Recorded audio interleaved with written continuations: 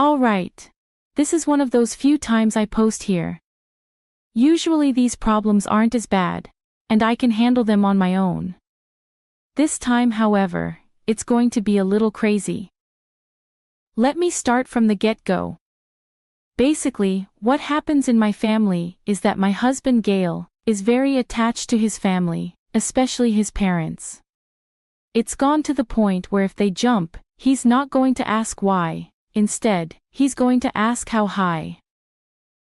Obviously, that level of dependence and trust can sometimes come back to bite you, even when you don't realize it. That's what's happening with Gail. He doesn't realize how damaging his dependence is getting. And when I try to tell him about it, he just gets mad at me.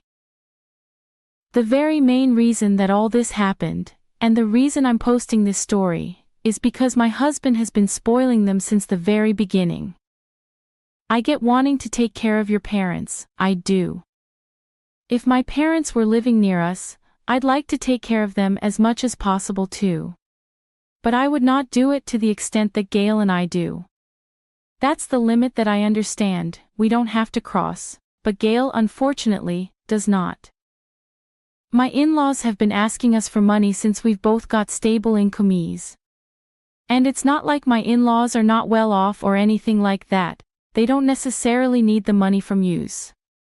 They can support themselves and even afford certain luxuries, so they don't need to ask for money, but they still do. Initially, I was okay with it because I understood that they're Gail's parents, and I'd need to fit them into our lives as well. But over time, I got a bit icky about it. We've sent them so much money over the past years that if we saved that amount, we'd be able to go abroad on a vacation twice. I told Gail that he should not spend all his money on them simply because, well, then there's nothing left for us to save. But he did not understand. He started arguing with me, telling me that we're living a comfortable and well-fed life, so why can't we spare some extra money we have, and just give it to his parents? I tried to make him understand that it's not about not supporting them. It's about him not caring about supporting me. We would need if we ever decided to have kids. And if we wanted to make a big purchase or anything like that. It looked like he understood my point, but he still was not willing to stop giving them money. That made me so angry that I almost left the house that night. My anger was fueled even more when I remembered how they treated me in the past. If they were nice and loving and treated me well and let me feel like I was actually a part of the family, maybe I've been nicer to them. But they were horrible to me. They never made me feel like I was a part of the family at all. And when I needed them to be there for me, they weren't. When Gail and I got married, we weren't that well off. I had just graduated, and it had not been that long since Gail started working as well. This meant that we didn't actually have enough money to invest in a house and buy it. I perfectly remember Gail and I going to my in-laws and having a proper discussion with them, telling them about everything we're going through and making them explain how hard it is. However, when we asked for some money to start the process, they immediately said no. It's like they did not even take any time to think it through. Instead, they just gave us an hour-long lecture on how we're adults now, so we need to be responsible and take care of our savings and whatnot. They told us that we needed to work extra hard to achieve our dreams and every other crap they could possibly spit from their mouth.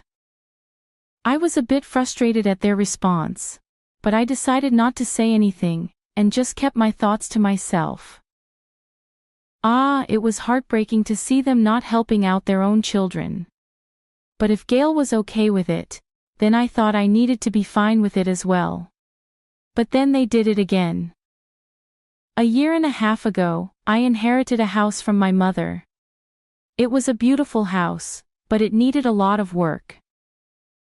Obviously, we did not have the money or the resources needed to make these changes. I mean, we had some of the money saved, but we needed a bit more than that. And so we decided to ask my in-laws again for some money. Just a little sum of money to help us get the house ready to live in. But they said no to that too. And instead, they told us to earn our money, and stop asking them for money. Not just that, but they told me to sell the house and invest in something that's actually useful, and not something that looks like crap. As soon as I heard that, there were fumes coming out of my ears. This house was very precious to me, as something that was connected to my mother. And to hear my in-laws talking about it like it was trash was very hurtful. I did not express that to them because I thought I would look rude. But I should've. Maybe then they would not be as shameless as they are right now. I'll tell you guys exactly why they're shameless though. So basically, after they rejected us, I gathered money and worked my butt off to renovate the house. I made it look presentable, and I made it look amazing. It was hard, but once I started earning as well, things got a bit easier, so I could manage it. Anyways, it had been a few months since I invited my in-laws for dinner for my mother-in-law's birthday. By that time, the house looked absolutely incredible. I made it as perfect as I could, and I was very proud of it. Moving on, the day they actually came over for dinner, I was expected to go pretty well because, well, usually if it's not money related, the conversation stays pretty squabble-free. Obviously with these people, there's not one moment where you're not discussing money. So, they come over, and as soon as they enter the house, their eyes go wide. Internally, I'm smirking because I know they did not expect me to go this hard on the renovation. Wide-eyed, they're complimenting my house way too much. I mean, some compliments are fine, like wow, you did a wonderful job, or your house looks incredible, but there was so much more. Every part of the house, they'd stop, inspect, and then just ask me how much it cost. Why would they ask that? For some stuff, yeah, I get curious about it, especially because they knew we did not have the money. It's not like they gave us the money either, so I'm sure they were curious as to how I managed to afford all this. But honestly, I found their questions a little rude. It just felt way too forced. Like they weren't actually interested in the job I did, or how pretty I made it look. They were just interested in how much it cost. And I actually did not realize it back then, but after what happened during dinner, it all made complete sense to me. Dinner was chaotic, to say the least. It started out very decent. There was a good conversation going on. And it even had a nice flow to it. But then my mother-in-law started talking about dream vacations. First she asked me what my dream vacation was and where I'd like to go the most. But when I answered her question, it felt like she wasn't really interested and was waiting for me to finish as soon as possible. I gave her what she wanted, of course, and I made my answer very short, just the name of the place. Then she got all excited all of a sudden. That's when I got a bit suspicious because there's no way that she was that excited for me. And then she opened up about the real reason behind all that weird acts that they've been doing ever since they stepped into this house. They wanted us to help them build a vacation house. After all the years of rejecting us every time we've asked them for financial help, they come to us and ask us to pay for the vacation house. They're not even poor or anything. Why do they need our help? Why can't they save up enough and get a house for themselves? They think that just because I've managed to get my house to look so gorgeous, we're some sort of rich couple now, I guess. But we're not. I asked them to explain it to me a bit more, just so I could have a better idea of what they need and why they're getting a vacation house and stuff, but the response shocked me. They want to get one just because they're bored with their lives, and they want a house to be able to go to every other weekend. For some reason they can't afford the house by themselves, and they told us that they know that we've had money saved because this house looks like it cost a lot. At that point, I was aggravated, and so I told them we did not have that kind of money to waste. That was very wrong too, because Gail looked at me like I murdered his parents in front of him. As soon as these words were out of my mouth, he glared at me and told me that anything that we spent on his parents' happiness was never a waste, and I needed to watch what I say. Which is ridiculous because he knew I was right.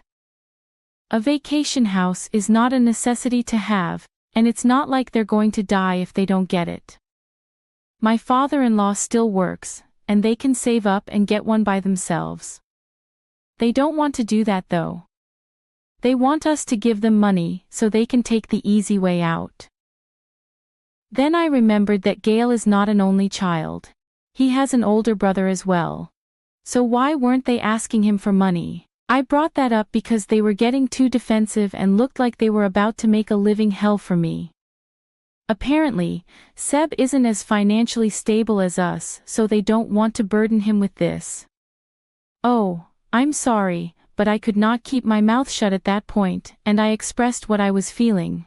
But I made sure I was not being disrespectful. Seb was earning as much as we were. He just had children to take care of, so most of its expenses were going towards that. However, I wanted to try it for kids as well, and if we kept giving my in-laws money, how am I safe enough to take care of my children? The counter-argument we received was that we don't have children right now, which means we've got more money to spare than Seb and his family. And then they started emotionally blackmailing Gail because they knew that they would not be able to get through to me. They started talking about how they were lonely and bored because both their sons had started their own families, which is why a vacation would benefit them really well. Gail fell into the trap because why wouldn't he? As soon as his parents get a little bit emotional, he does everything that's asked of him. I knew I could knock him in, but I didn't want my in-laws to know they've won us over. How I kept saying that the arguments were progressively getting worse and unstoppable. Well, this is the consequence of that. A week ago, Gail and I had one of our biggest fights. We've never fought this hard before, and it was actually a bit weird how aggressive he was. Obviously there was no physical aggression, he wasn't raising his hand to me or anything, but his words hit much harder. He basically told me that $100,000 he's planning to give to his parents is not just mine, so he can do whatever he wants with it. He thinks that he was being nice by asking for my opinion and my permission before taking action on his own. But he doesn't need to do that anymore. The fight got worse when he actually gave the money to his parents, and he returned home from work one day and did not even bother mentioning anything to me. It wasn't until my mother-in-law called me to tell me that she got the money that I found out that he gave it away. I was enraged. Obviously we had not dissed us giving the money away, and he knew I was not okay with the fact yet, he was still going to go ahead and just give it away. He didn't even keep a single dollar for ourselves. The entire $100,000 he saved up over the years he gave to his parents. Then when I told him that he needed to get the money back, he told me to shut up and let him deal with his parents how he wanted. Even when I was factually arguing that we're a couple and we should decide on big financial decisions together, he wasn't having it. It seemed like he totally got tired of us constantly arguing because he threatened me with a divorce, right in the middle of our argument. He suddenly screamed at me and told me if I tried stopping him from giving a share of the money to his parents, he was going to get a divorce and leave me all alone. It was the most ridiculous thing I've ever heard. I've been with him through everything in his life, and now he was going to leave me because I was trying to put our family first instead of his parents. At that point, all I could ask him was, if he did not care about what I wanted, and how I wanted to build our life together, have children, and live a happy life. He cared for none of it, but instead he wanted to give all this to his parents, while I was suffering in the background. In a moment of anger, he walked out of the house and slammed the door behind him, and it's been a week since he's been home. I've tried texting him multiple times. I've called him so many times and I've left more than a dozen voicemails, but he keeps ignoring them or leaving me on hold. Guys, I'm so hurt because I didn't think I'd ever lose Gail, especially over something as silly as this. I've contacted my in-laws and it turned out that Gail had gone back to live with them for the past week. He hasn't been home once, and I'm so stressed and confused about what's going to happen, and how I'm going to deal with everything. Update number 3.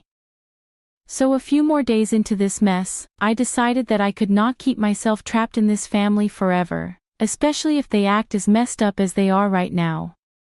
I was not sure about my decision in the early days, but now, after waiting for Gail to come home for more than a week, I decided that I needed to take action and set him straight.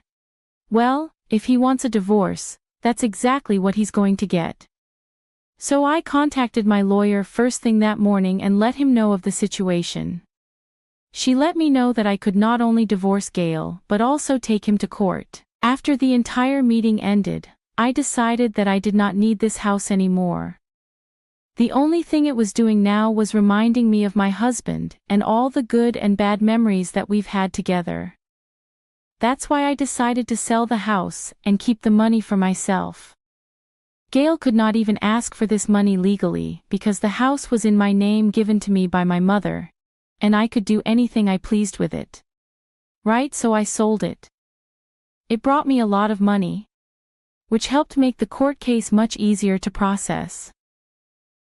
So, the next day while I finalized the divorce papers and had them sent to Gail, I knew the exact time he received those papers because I got the most heated phone call one could ever get. He was talking about how I was being stupid and it didn't matter because he was going to divorce me as well. And then he got to find out about me taking him to court, and he absolutely exploded. Obviously no one wants to go there or anything, but I hung up on him midway because I've had enough of his anger. Then the days of the court case came. I was feeling all kinds of jitters and I was nervous. What if it went wrong? What if I lose the money I've made from selling the house?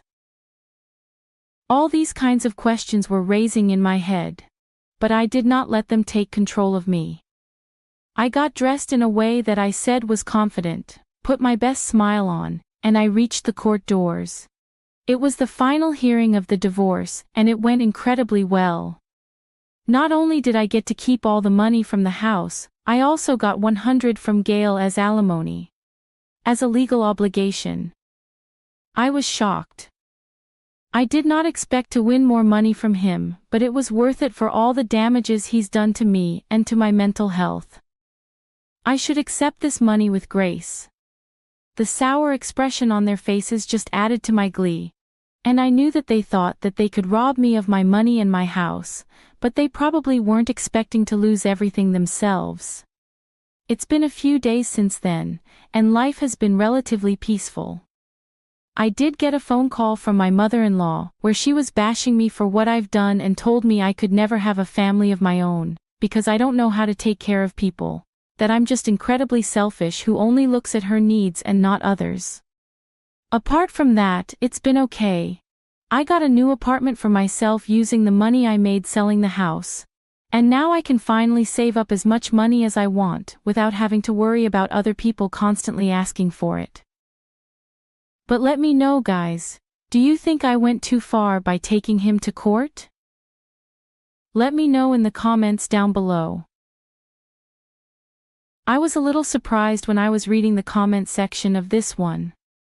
Let me break down what some of the comments were saying. Some of them were actually coming up with the idea by saying, you know what? I don't really blame Gail. I mean, what's wrong with giving your parents $100,000 when you have $200,000? But there were other commenters basically saying, no, that's ridiculous. Like Opie said, they've been helping his parents for years, they're trying to build their own house and they need that money. So this is where the comments really split apart. They were saying they do not agree that Op should just sell the house, take the money because it's under her name. They thought that was disrespectful, but there were about 50 saying no, that was exactly what she needed to do. So guys, drop your comments down below, let's discuss this one. My name is Mr. Reddit, I narrate stories every single day. Hit that subscribe button. I'll see you guys tomorrow, and remember, it's cool to be kind. See ya. Thank you.